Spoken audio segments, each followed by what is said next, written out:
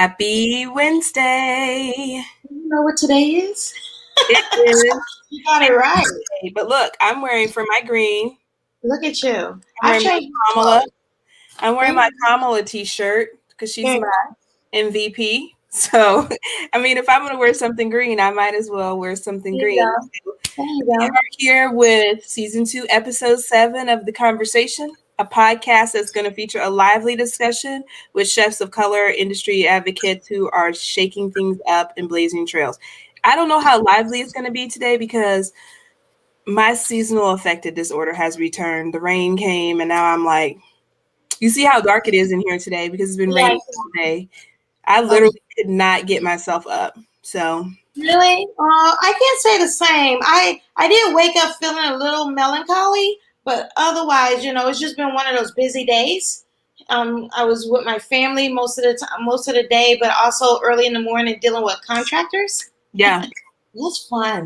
Well, and for me, I think I'm still a little fatigued from Sunday. So for the nonprofit, we taped 7 30-minute cooking segments for our little educational platform.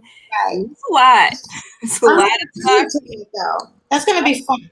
It's going to be fun. I'm excited for it. It's going to be a lot of fun. So, I mean, but other than that, I can't complain. It's been a good week. The daylight savings that I like is back. This is the real time. This is the right time. I'm back on island time now. So, hey, I'm back on where my people are. So I can stop being so grumpy because I've been really grumpy. So anyways, I want to talk a little bit about our guest today. So I'm super excited to bring in Paola Velez, pastry chef, activist, down-ass, overall badass chef chick. You know what I decided to? I forgot. Lent is over and I'm just gonna drink wine and curse and have sweets. I can't. It's too much in one time, so I'm just done. Let you do that. I never said I'm working out regularly and that's my Lent. So we're just gonna do that. So let's bring Chef Paola in so that she can talk about herself and we can get into this conversation. Fun. Hey lady, how are you? Hi. I realized that my background is so much more boring than y'all's background. Listen, cute back there, I'm like, you know what? It's all a ruse, okay? Because literally the couch is right there and I'm angled like in a corner so that you see what I want you to see. And my daughter does virtual school all day. So the front room usually looks like whodunit. So I just kind of angled the camera. Right. And for me, I'm hiding my second desk on the other side that is covered with tons of stuff. So yeah, it's we still like to have pretty stuff. So, we spend our times in front of our desk a lot. So we might as well make it attractive, So yeah, for sure. Absolutely. So welcome to the conversation. Can you tell us a little bit about yourself? Yeah, I do pastries here in Washington, DC. And she said she does pastries. She well, she just bakes things. Yeah, she's the chef of the year. Right. Oh. Well, that did happen. Yes, it did happen. I'm throwing that out there only because you've had a great. I don't want to say it was a great 2020, but you've had a very active 2020. You could say that. Yeah. I'm very proud of you to say, and being a fellow pastry chef, but each pastry has a meaning to you. Every time I see you on Instagram, it means something. It's not like you're just making something sweet because you love making something sweet. You love making something sweet with a meaning behind it. It also has to do with also from where you come from your culture. You blend that in. Very enlightening, Miss Cover Chef. I'd rather call you Cover Chef instead of Cover Girl. Thank you. Yeah, I'm just very proud of you. Shanita could tell you that I was super excited that you said yes to be on our show. Yes, and I was too. So I think people know you the most from your activism with Bakers Against Racism, but that's not really where it started for you, right? It seems like activism or being outspoken has always been a part of your career. So let's just start at the beginning. I don't like to get into the middle. Let's start at the beginning. For sure. excuse me, to everybody that's listening. I just finished eating some oxtail and rice and peas, so my throat is out here popping, and I'm like, how am I gonna? I drank enough water. I had a can of Coke. It's not going away. I don't know what I'm doing. So Lent is over for me too. I'm just kidding. I never. I thought I was gonna start, and then I'm doing COVID. That's my Lent. Well, there you go. Everybody's doing COVID, so that's everybody's Lent. Yes. So tell us about your introduction to activism. When did this all start for you? It had to have started when younger me was very active in the church, right? And I kind of learned, while the church isn't perfect, you know what I mean? Absolutely. Preaching brainchild, I get it. I gleaned a lot of stuff from there, right? I thought, I might not agree with certain ideologies, certain people. I might not see eye to eye, but I see people for people, right? And I want to always help, right? Yes. So I volunteered my time in soup kitchens with the elderly. I made that also an outlet for myself, right? I thought maybe I might not be good at cooking, but I could cook for somebody who does not have a home, and I could feel like I did something, right? Yes. It made sense, right? Because when you live in New York and you're 19, nothing makes sense. You know what I mean? When you live anywhere and you're 19, nothing makes sense. I don't think that's exclusive to New York. Right. And I kind of kept that core value of love people as you love yourself, right? And I might not always love myself the way that I should, but I still love myself quite enough, right? And I was like, I need to, hi, Fray. I need to be cognizant of treating people like I want to be treated, right? So at the core essence, I was in Williamsburg when I was younger, baking cookies to raise funds for the young girls in Bushwick and Williamsburg for them to have feminine products. You know what I mean? Sorry, that oxtail, man, took me out. Lord, please. So whenever I think back, activism wasn't just a aha moment that happened in 2020. Right. You have to build this type of stamina. It's a slow and steady pace where you're I might not raise a bunch of money. I might not make a big impact or wave if I do this, right? I might have never gone viral, but I would have still every year done the same thing over and over and over.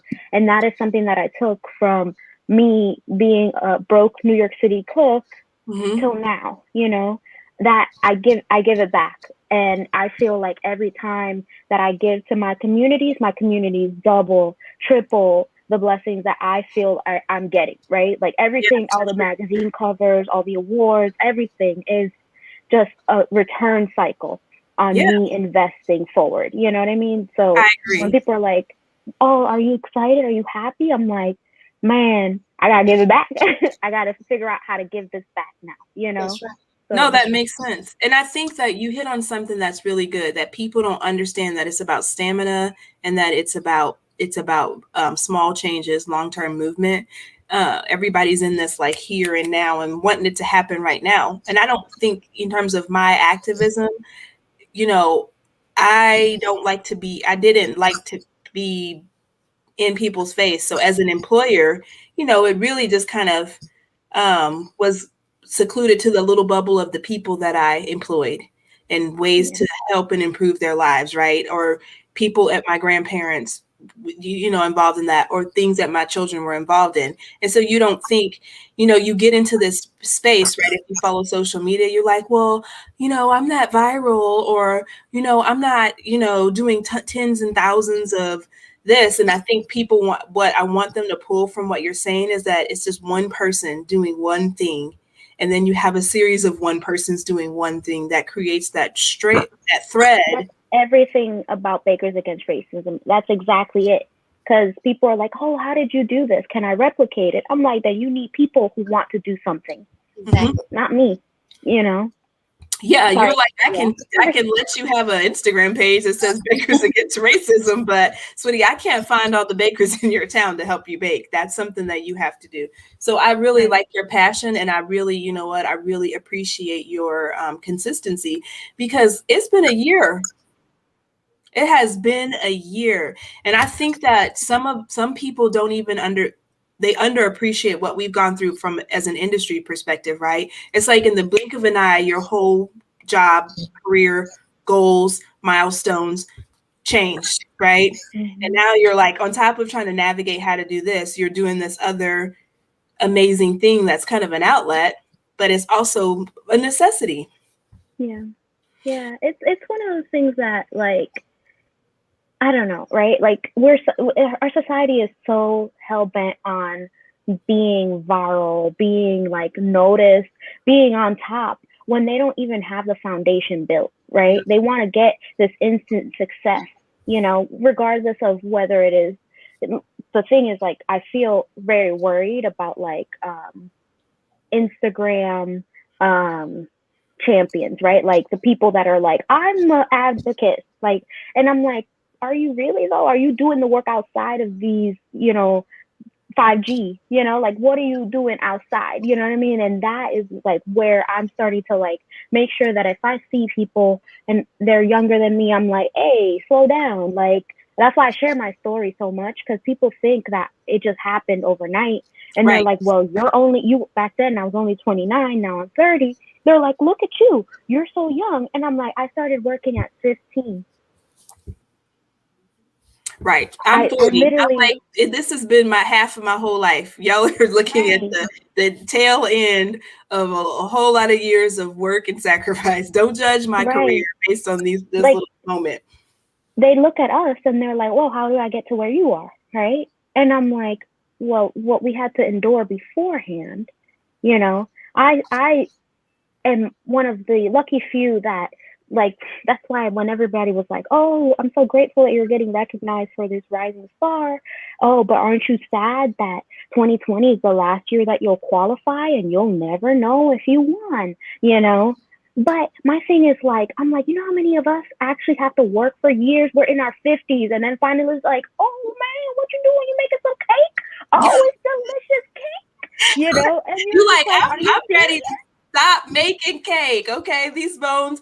And I told somebody that, I was like, y'all have to understand that I'm 40. I've been doing this, beating this body up for 23 years. Right. No, ma'am. I'm not about to stroke out and fall out in this kitchen so that y'all can have you guys. Let's bring it down a notch. Only because I'll be 52 this year. So I completely understand. I've been saying this, exactly the words that you are saying, but I was saying it when Shanita was coming into my kitchen.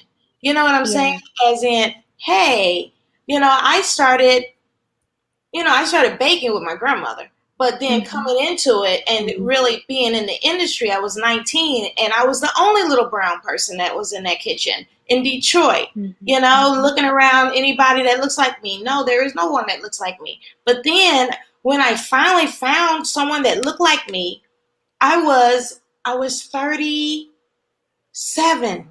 I was in the kitchen. I was 37. I was named top 4 by Black Enterprise and top 25 by Ebony Magazine. And Ebony Magazine brought 25 brown people into an event.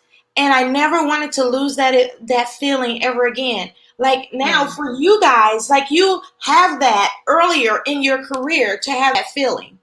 You know, it took me 15 years into my career to get that feeling, you know, and then after that, I needed to share that with everybody. Right. Because it was a feeling that you could. I think me and Chef Irene had did a little thing on Instagram a couple of Sundays ago, and he said, Erica, the first time that you did a black wine dinner, it was Minority Chef Summit, and it was 2010. That was the first time that he was in the kitchen with brown people ever. You know, so it's just like everything that you're saying, and people but we've been trying to beat this into our young generation's heads. You don't just get on TV and be like, "Hey, I made it." No, baby, I worked 15 years before I got on television. Yes. You know, so it There's was a few exceptions, but yeah, right. Well, with everything, there's a few exceptions, but don't Exactly. they like to make the exception the general rule? But since you guys Yeah, are both talking about being the only person and being brown people in the kitchen, one of the publications here asked me, a few about the state of the restaurant industry and what I thought. yeah, What I said was, and I want to get your input on this, is there has to be a change in expectation on both ends, right? Mhm. That the customers can no longer expect the business model to function the way that it did prior to COVID because it wasn't really functioning. And then you have the low food margins and all of that, but the place where it really, really wasn't functioning is the way that system was taking care of the people who were doing the work, right? And the way that they were not taking care of the people who were doing the work was really breeding an environment that on all different types of levels was not healthy. yeah. I And so think. Oh, go ahead. I Sorry. was going to ask you, how do you feel? We're a year into this, right? And we're getting the independent restaurant bill has passed. And some of these restaurants are trying to build back better, even in terms of the restaurant industry. But what does that look like?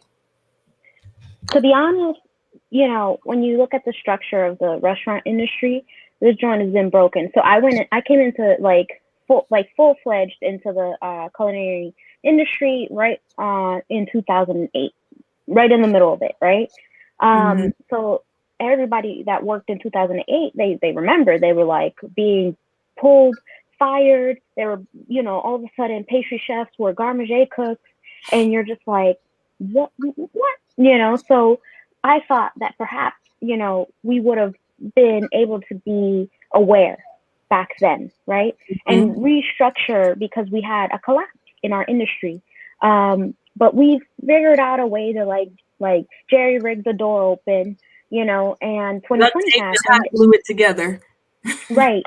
And it's not even duct tape. It's like, that blue tape that we write labels with. It's done janky. And I remember in 2020, the doors flew off the hinges, right? And it was like, ain't no door to keep open anymore. You know what I mean? Tape up, girl. There ain't even nothing to tape. Quit trying. Just put plastic bag over because we were like, what's happening? Yes. But when I thought about it, I was like, of course, you know what I mean? Because look at how, like, for instance, if I were an executive pastry chef in the media, behind the scenes, I was probably getting paid as a cook. I was probably getting paid way below market rate. I was getting worked hours that shouldn't have been even standard, that if I was a white counterpart, it wouldn't have been a thing, Yes. Benefits out the window. That's not a thing, Add right? anxiety because Anxiety.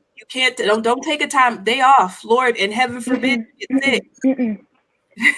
The microaggressions, right? Not only from internal, but from guests, right? Like I remember being at Kissing Kin, right? And it's a Black restaurant, right?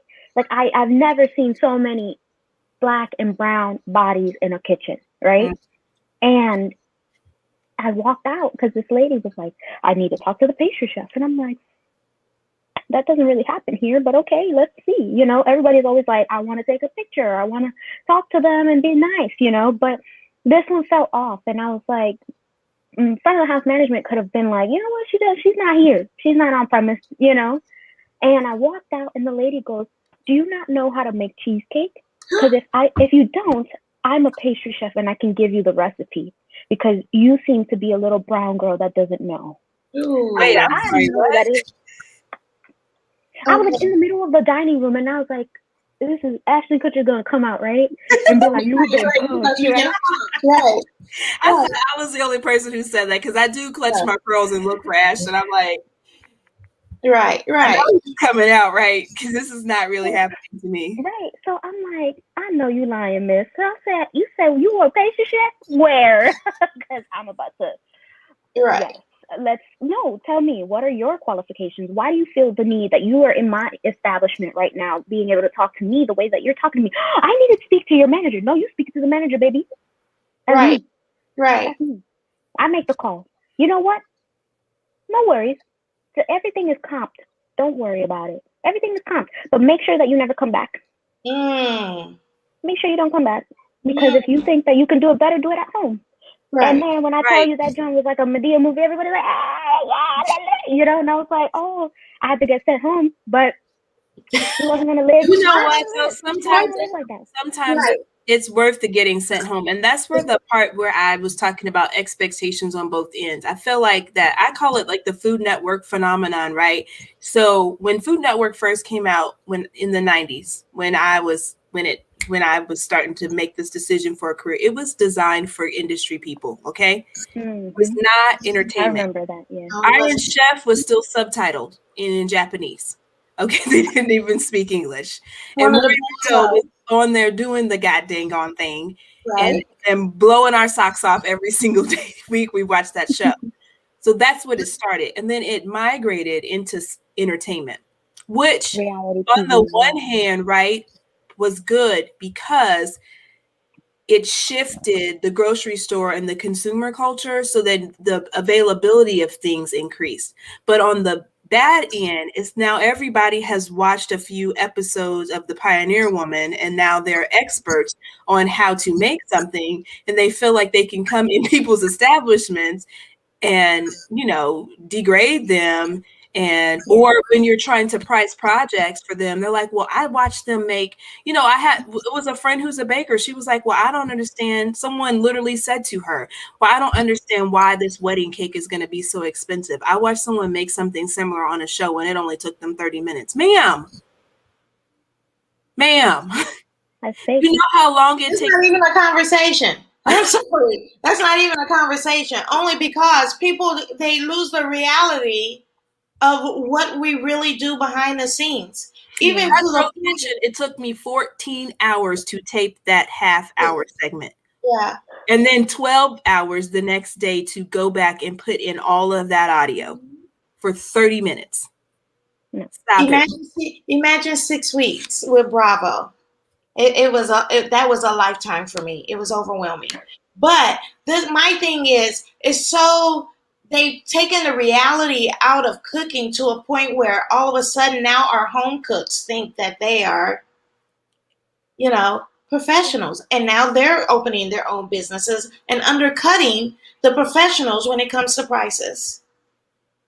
Right. You know, so what do you do with that? You know, I had someone call me and it was just like a little easy cake. It was not a big deal. Oh, can you do this cake? I'm like, sure. Like to a point where I said, oh, that'll be $40. Only because it was nothing to me. Right? But you want cake pops too. Now, I hate doing cake pops. That's just me. I hate them. So I charge you $3.50. First of all, pause. And I'm going on the record here. Cake pops are fucking disgusting. Stop it. They're gross. Anyway, like soft. It tastes like you dip the cake in water and now we're eating it. It's disgusting. They're gross. Yeah. But go ahead now. Anyway, so the girl, she gets back with me and she goes, oh, I'm just going to go with the other gentleman. I said, girl, no problem. Only because that would have taken me my time away from what I really need to do. I don't mind doing cakes. I'm good. I'm fine. It's you just knock it out. But if I need to be in a chocolate room, I'd rather be in a chocolate room where I'm going to make the real money. You know what I'm saying? So I just feel like thank you, COVID, but no thank you, COVID at the same time. Yeah. I think what it is like a lot of people don't understand that the industry, all of its like foundation has been rooted in slavery, you know? And when you think about it, you know, that's why it's called serving. And it's this servitude. And I love the guests. I really do. Like, I connect with them all the time. And if I can go out of my way, I will make sure that they're happy, but also not to the detriment of my like mental health or my safety or my time. You know what I mean? Or your brand. Or your brand. Or the brand, right. And I've been able to tell them, I'm like, look, man, like this is a pandemic. Like I shouldn't even be outside. I'm immunocompromised, and I'm out here making donuts and Cinnabons and all these things for you. Right. You know what I mean? Like appreciation. Have some kind of appreciation. There's no respect. Right. So you cannot even leave your house and get them. So you can call Uber Eats to come and pick them up and put them on your doorstep while you harass me about this, that, or the third with regard to said item that you ordered from the comfort of your couch. Right. So I've been trying to be open, especially in my social media platforms where a lot of the people that love my work are following. And I'm like, look, man, if you're going to call and be like, well, I supported you because you were Afro-Latina, well, then don't. Right. Then don't. Because if you're going to hold that as a standard above my head, and I messed up, genuinely messed up, but I comped it, I gave you something extra, and I remade whatever it is, why are you leaving this review? Why? This is bad. Because if I were a poop head, maybe, right? Like, that's different, right? If I was being an a-hole, maybe, right? But if, I don't know, this entitlement, right? My husband used to do, like, Yelp reviews, right? And he really got, like, into that Yelp elite status. And I used to be like, let me proofread that before it goes out. Right. Let me see, because I might know them, you know? Right. Okay? And they put together the last name. Now, I'm like that with friends. Wait, let me see how you behave before we go somewhere where I know some people. If you have to go into a restaurant acting a fool and special ordering things and changing stuff off the menu, we can't go out to eat together. This is not what we're gonna do. And especially if you don't tip. If I have to tip behind you, we will never eat out again. Ever. I'm sorry, Lord. I'm like, Lord. But that's a whole show in itself. Right. There's this disparity, you know what I mean, where people love to feel powerful, you know what I mean? But I don't think that we should be rulers over others, you know what I mean? And that's the culinary industry is based off of the customer's always right, you know? We need to get as many people through the door, regardless of what's happening to the mental health of our workers. And, you know, but it's all corrupt, you know what I mean? Like, if we're going to really break it down, it's all corrupt. Because even if you look at how the food purveyors purvey food to us, the farm workers aren't making a ton of money. It's the middleman that's making all the money. And then we have to raise up our prices, which then we have to cut costs in labor, which then makes people lose their livelihood, et cetera, et cetera. But we raise our prices on stupid things, though, right? Because you really can't charge for steak or shrimp or crab or lobster what you really need to charge. So you have to upcharge for dumb things like butter and lemons and Coke. All the side items, you know? Yeah, or side items or whatever, because you can't. I mean, is it really really worth $5? Wraps up that check, you know? Oh, I just spent $10 on dessert. People freak out if it's just $10, you know? But guess what? Do you know how long it took for us to put in that labor and that time? Usually people don't understand when a pastry chef starts doing any of their desserts, it's either 2 or 3 days out, or it could be, seriously, it could be a week out. So that goes all that love of that $10 when we're really not making any money. Yeah. Right. It should be like $20, you know what I mean? But I mean, in France, so that's one thing that I will say, like, that the American standard of how they treat pastry, they do not revere it how they do overseas, like in Europe or even in the Caribbean. In the Caribbean, somebody will pay pesos, at least for me, right? People, if they know you can make something, they're not going to be like, give it to me for 10 pesos, right? They'll be like, nah, just tell me and we will show up, because I don't know how to make this in this humidity. You know what I mean? So, like, it's literally a trade over there, right? And then you go overseas. Like, I literally went to this one, like, pastry chef called Cedric Rollet, and I was like, oh, you know, he makes these fruit things, like these mousses. I waited in line for 2 daggone hours, you know? And then I said, you know what? I waited in line 2 daggone hours, so I'm going to buy everything on the menu. I said one of each. I walked in, the man was like, are you sure? And I was like, yes, I'm sure. You know what I mean? Like, yes, but I was paying 20 euros a pop for each item. And we were like, let's pay for it, because I know I just waited out in this weird gray weather and I need something to brighten my spirits, you know. But imagine I want all of these desserts to do that. Right. But imagine being in an American bakery and they had maybe like 10 or 15 items, all at $20. People would walk out. People would walk in. They'd go, who do these people think they are? Right. They'd be like, are you butter and sugar? Yeah. Because they don't appreciate it. They don't, unless your name, there's a couple. But still, they don't. But even then, they getting bad reviews too. Yeah. Even then, the most I've ever seen it is like $18. Right. 18. Not even the 20, because 20 seems to be more expensive than 18. I think that's too high. So, but is it? Or they slap that 99 on there. Oh, $15.99. Dude, it's a penny. That drives 75. You know what I mean? I'd be like, really? The penny drives me like so $16.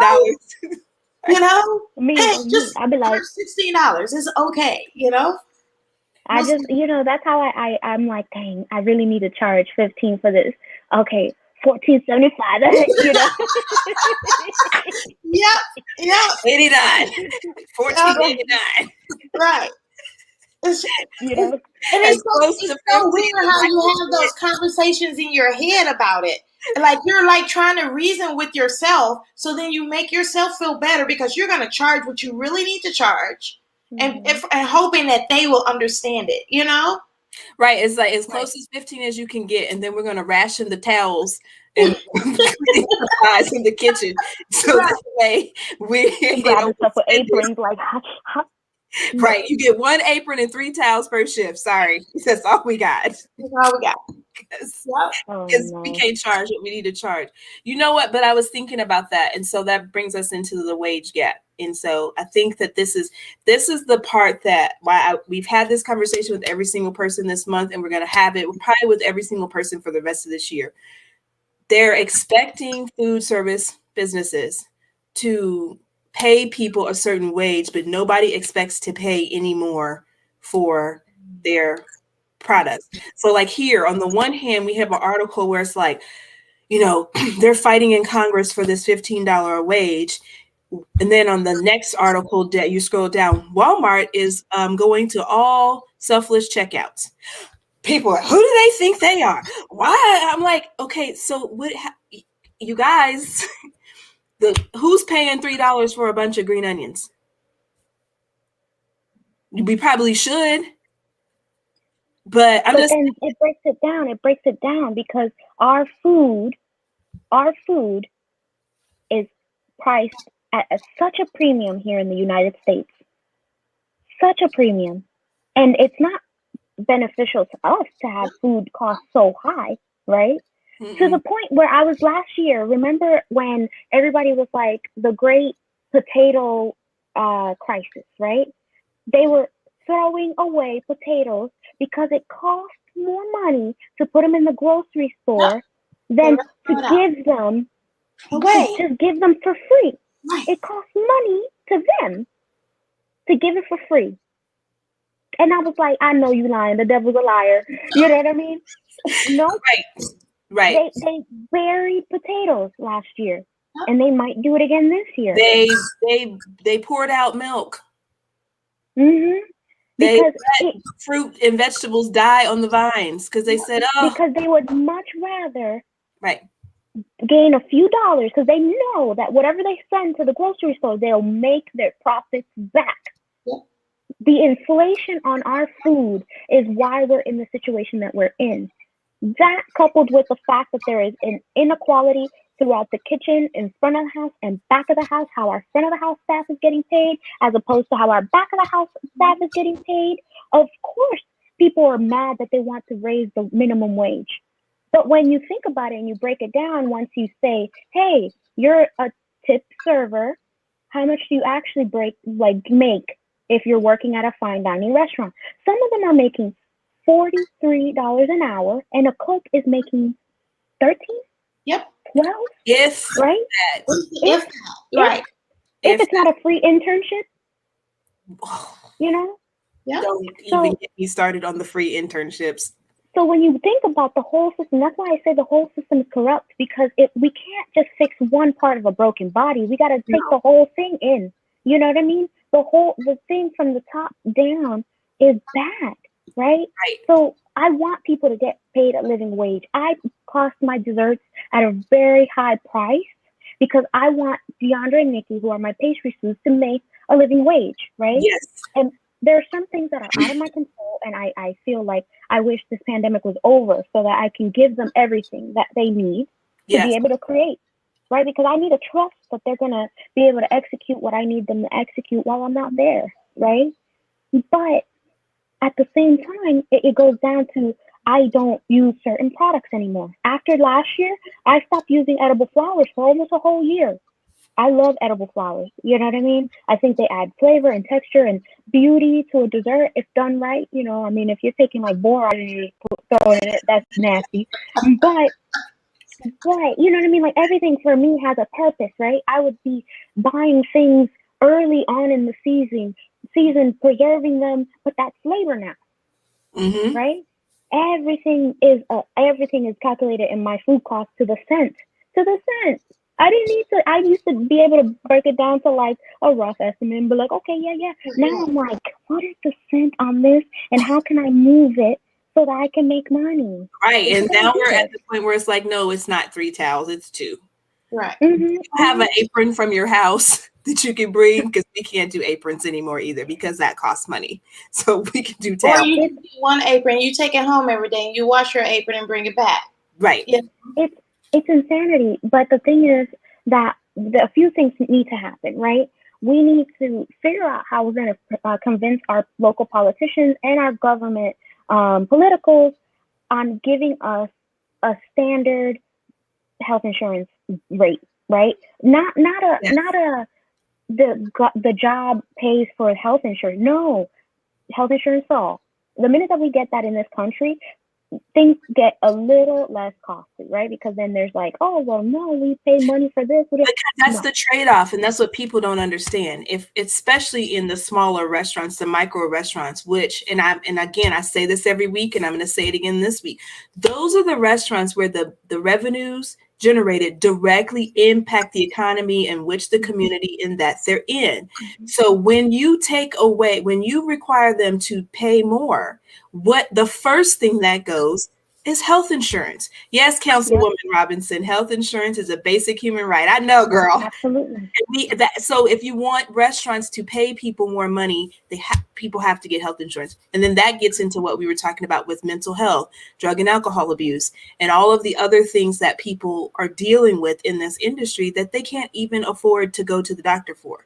And not this kind of junk where people have like, $50 copays, and when you're making $10 an hour and now you have to pay $50 to go to a doctor and you've taken off work, people are like, give me the super glue and let me just glue this together and put a Band-Aid on it and keep it going, because there's no way I can afford to even go to the doctor. Right. If I didn't know, when I was in New York, I was living alone. If I didn't know, like if somebody didn't tell me about like sliding fee clinics, I might have died. Because I would have been so sick back then. I had 104 fever, and I was trying to make crepes in front of the heat, and I was like, "No, I could stay." And my guests were like, "Maybe you should go home." And I'm like, "Nah, no, I'm good." You know what I'm saying? Yep. If it wasn't for that, right? But imagine a world where it's not politicized. You know what I mean? Like healthcare is not politicized, and then if we can't abolish tipping, right? Then we make sure that we distribute the funds, right? Yes. I know that last year and now this year it's being enforced more, where back of the house can actually get cut into the tip pool if the employer so desires, right? But the fact of the matter is that if it's done right, it could go left or it could go right. You know what I mean? You know what? If it's done right, go ahead. Earlier in the pandemic on the tipping, we had a guest in G-High is in Detroit, and everybody makes the same wage, and the tip is pooled amongst the people who work that day. And so then when the pandemic hit for the restaurant, she was like, when we switched to a curbside atmosphere, we didn't have that adversarial back of the house, front of the house thing, because sometimes a dishwasher came and ran the line to do carry out. Sometimes a server did the dish to do, because everybody was going to get the same amount of money. She was like, even when we were working and the restaurant was open, the servers don't mind jumping on the dish and helping him if he's behind, because he's not going to mind running out to the dining room and busting tables or doing whatever, because we're all here together. And so I know that there's models, like you said, where it's being done right. And with the politicians and the people, it's like they just have this thing in their head where they want it to be like the freaking 70s, where we're still serving gelatin and everybody's wearing white coats. Like, can we move past that? And I'm gonna stop my camera for a second because my laptop is about to die. So I'm gonna be here. I'm listening, but I'm just gonna, like, I don't want to be embarrassed and show the cake. You know what I'm saying? But like, hold on. So that's what I was saying, is that people, I think that we've got to figure out a way to get our elected officials and our people in charge on board with changing the industry. In their minds, they have it that it's never going to change. It can't change. It won't happen. It won't work. But we also have to change some of our chefs that are out there and our restaurant owners, their minds too, because they're kind of stuck in those ages, I feel that if the more that you educate, the better off we'll be. I agree. I absolutely agree with that. And I think that also kind of breaks down how, like, the old brigade system, you know what I mean? Like, that, hearing that example, like, I would love nothing more than for me to feel like I'm also a part of front of the house, right? Mm-hmm. You know what I mean? Like, it's not just this, like, I'm in the dungeon back there. You are a part of front of the house. Right. You are. And but people don't see it that way. Acknowledge it or not, what happens in the kitchen directly affects what that tip is. Period. It does. Absolutely. And that's why, I mean, back in the day when we were doing a lot of more forward facing like customer interactions, server might bust into the kitchen and be like, you need to hurry up with the food, right? Because back then I was actually running the line too, the pastry chef, but also running the line. Pray for me. And a server might come in, but they wouldn't talk to me like that, because I'd be like, that's crazy, go home, I'm serving your table now. You know what I mean? Right. But they would come in and they would direct the cook and then be like, hey, you need to hurry up. What are you doing? You're messing up my tip. And I'd be like, you need to get out. You need to get out, because this is not, they don't understand what you're saying. 1, 2, you don't talk to somebody that's getting paid less than you like that. Don't do that. Right. They don't know. Think that we call and we say, okay, Chef Erica's table has. No one's calling like that. We're saying we've got 7 steaks, 5 medium, 2 rare, blah, blah, blah. That's your all day. No one is sitting there going, and then Gina's table has the chicken. Remember what Gina said to us last week? Burnt. No, like, nobody. Like, they have no idea. Right. And I remember one time, that server came in, right? And they were like talking like that. And they were like, Chef C, why are they talking to me that way? And I told them, I was like, because they don't see us how they see themselves. Right. So all I can do is keep you on track, kick them out of the kitchen. I'll be like, you need to come with your manager next time you come through here, or you go home, and that's it. Like, all I can do is protect you right now, Right. But I made it a rule. I was like, no server in this kitchen can talk about their wages, not in front of the staff, and because that can break a cook who is working their hardest, and not to say that I love servers, like me going to a restaurant. Sometimes I go to restaurants because of a server, because I know, Jimmy from bartender, you're like this, they make whatever it is that I like, right? Yeah, for sure. So I follow, and if somebody, a bartender especially, if he leaves a spot or she leaves a spot, I'm like, oh well, shoot. I guess I gotta go over there too. Sorry. I literally posted about that the other day. I was like, I'll follow a bartender all around this city. I don't care, because they know how to make the drink I like. Because if I'm gonna be paying some $20, $25, $15 for a drink, you better know that I'm gonna be this joint slap today. I don't want no fruit juice with a splash of vodka. You better get that joint out of here. Right. Right. You know what I was the most disheartening thing. So, with my nonprofit, we got into, working with the food advocacy and food access space during the pandemic. And so right now we're running an initiative where we've gotten grant money to pair restaurants with food service agencies so they can provide them with meals. So we're basically paying the restaurants to feed the homeless or whatever the people are with the agency. But the thing that really hurt me was when I found out that 13% of food service workers are food insecure. And I was like, whoa, like what? Yep. Could you imagine working with food all day long? And then have nothing to eat when you get home. I used to beg. I used to be like, can I please take a plate home? Please, right? Because I knew that if I went out to eat and I ran out of my ramen noodles, I knew I was going to afford my rent on my room in New York City, And I'd be like, can I take family home, right? Just family meal, right? Like people think they're like, oh, look at all these accolades. I'm like, it literally was a few years ago that I was asking somebody to take a plate home. Right. You know what I mean? Like, and restaurant owners say, oh, well, they're stealing the food. And I've had this conversation with several restaurants. I was like, so do you think that after working 16 or 17 hours a day here, someone steals a piece of steak because they're whining and dining someone when they got home at 2 a.m? Like, does that even make any sense to you in your brain? No, they're stealing the steak because they're going to eat that steak for the next couple of days. That's going to be their meal. Or if they have ramen, they're going to be cutting that steak up and using it to go with some ramen or put over some rice. They're taking the food home. They're hungry. To be honest, I count it as breakage. Yeah. You burnt that steak, right? Right? I see you burnt it. I guess I gotta write it down as a waste on the log. Go on. It was to the point where I was like, look, man, I'll make a dessert that'll cover the cost of all of this if it needs to come to that. But nobody in this kitchen needs to tell me I'm hungry, my children are hungry. Right. Not after you cooking all of this food with me,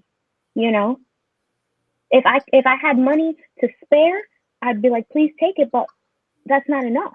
You know what I mean? Like, a kitchen staff say, I would love to bring my family here, but I can't afford to eat here. Then it's a comp.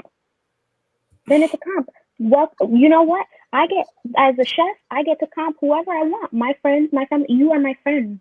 Yeah. You know what I mean? I don't call people in the kitchen family because I don't want them to feel like I'm manipulating them. Right. But I count them as peers, and if you respect me and I respect you, then you are a friend. You know what I mean? And you feel like, oh, I can't. What about my family? No. If you can't afford it at 20%, 30%, then you can take my comp. If I'm supposed to have a comp each day, you can take my comp every day. Chef P, I need to take some food home. Take it home. Yeah. I like what you said about not calling the kitchen members family and touch on that, because I know that like mental health and just emotional health, this seems really important to you. And, I don't think that people understand that that's manipulation, but it's definitely manipulation. Man, it is a manipulation with a capital M. But whenever I like being in the industry for so young, right? I missed out on so many birthdays, funerals, just events. I literally I made the switch from being savory to pastry because I met a boy who I'm now married to. You know what I mean? And I literally wouldn't do any of these things. Like when I had the death in my family, they told me, but we need you, your family. No, that's my family. Right, exactly. Like if you were actually my family, you would tell me, I got your back, go and come back, right? And that is how I restructured, especially at Kiss and Kin, I restructured everything. I was like, you don't have to even tell me what you need the day for. That's none of my business.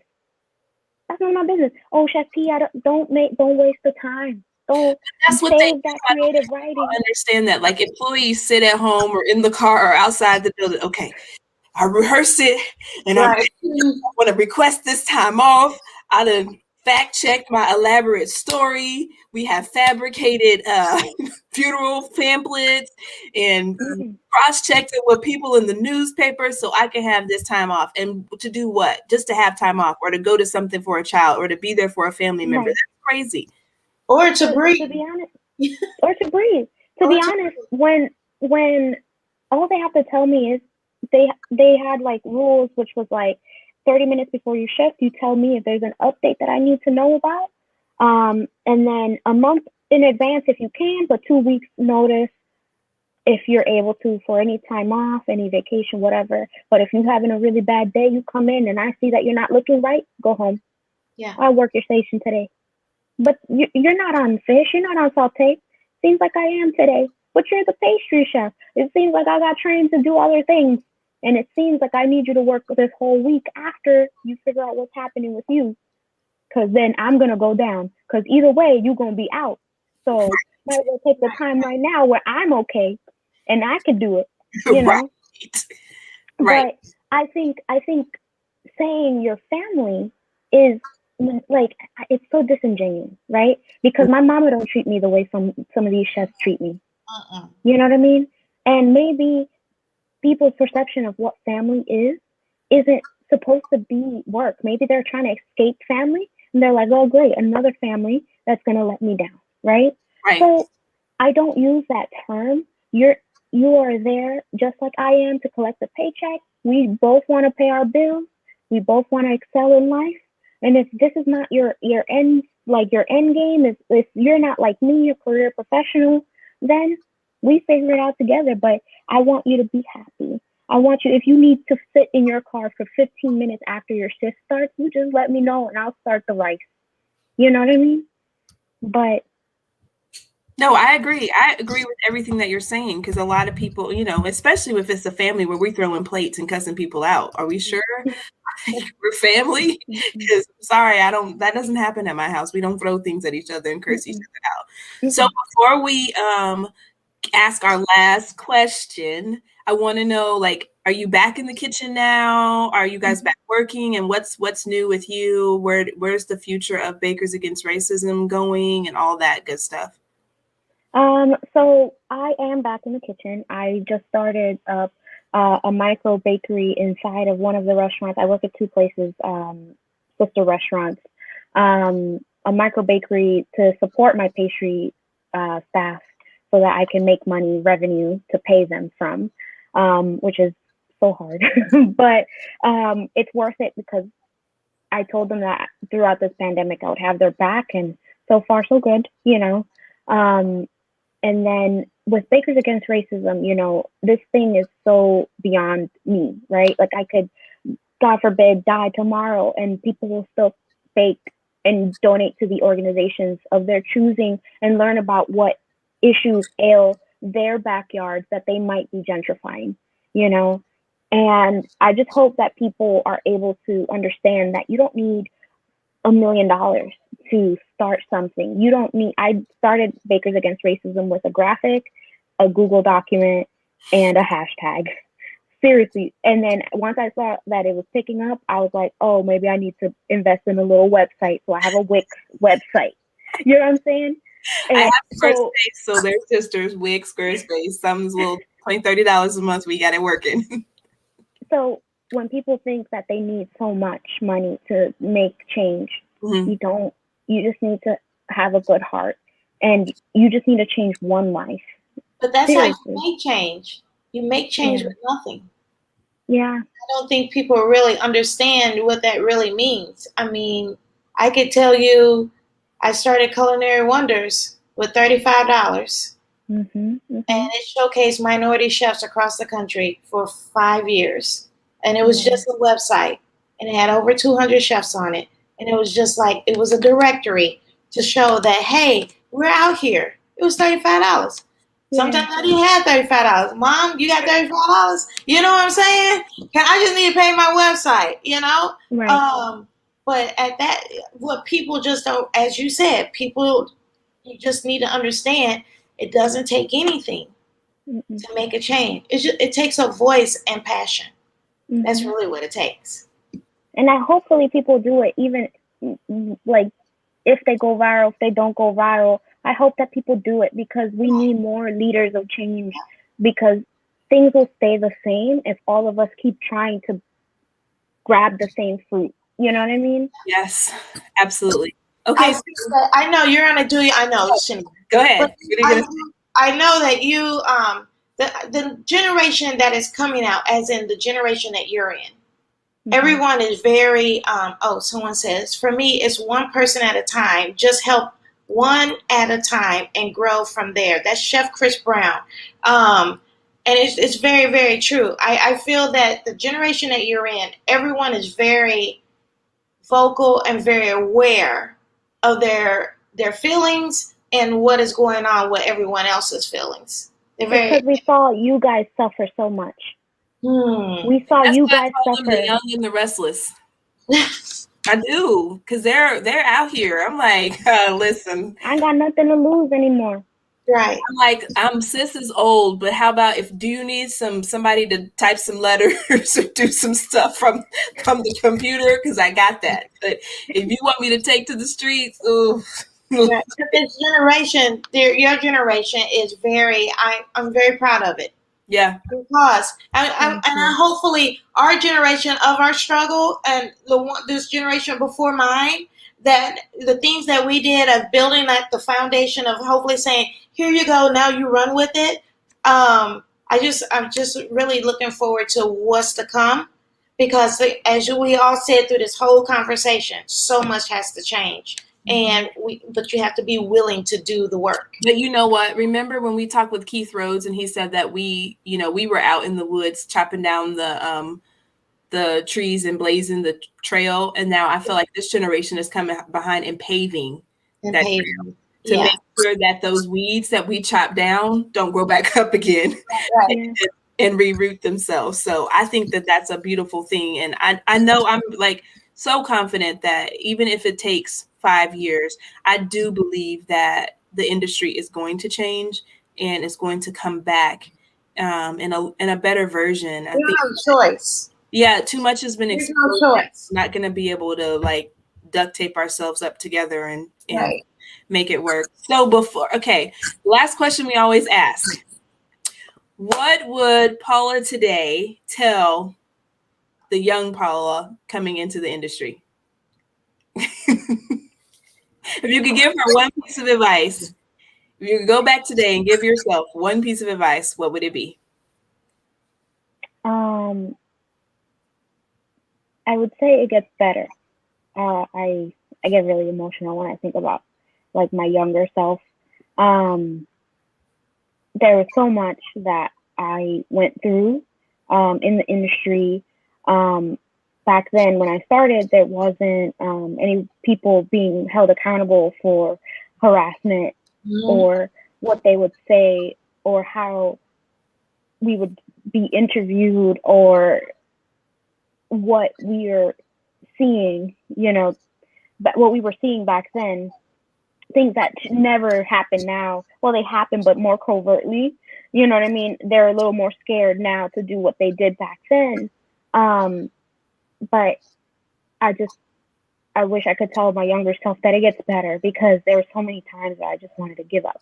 I'm very open and honest about my mental health. And if I would have given up back then and done what I needed or wanted to do, right, then I wouldn't have been able to do what I'm doing now, And I think for me, like being a part of like this new guard of culinarians, I know that everything that the people that kept us oppressed have stolen from our community, we're working very, very hard to take it back. It's no longer theirs. They won't be able to profit off of our backs anymore. So it gets better, Pete. It gets better. Yes, I love that. I think that's a perfect way to end the show. I want to thank you so much for coming on and just having like a little girls chat with us. That's all this is. Just like if we could come and visit you, we would probably be at your favorite restaurant, at a bar somewhere, chopping it up and eating dessert. That's our future. Our future is to hit the road. So we definitely want to bring you back on, and you never know, we might pop up in DC. I love DC. I'm waiting for it. Thank you for having me. I love DC. So we will see you guys back next Wednesday, 6:30 p.m. Central for the conversation. Who's our next guest? Oh, we have Adrienne Lipscomb next week. So I'm excited about talking to her and her 40 year project. Yes. So this month has been like, I love it. Phenomenally great. It has been having all of these beautiful women with their stories, and sharing with our guests or with our people out there. So thank you so much, Chef. Thank you. Bye.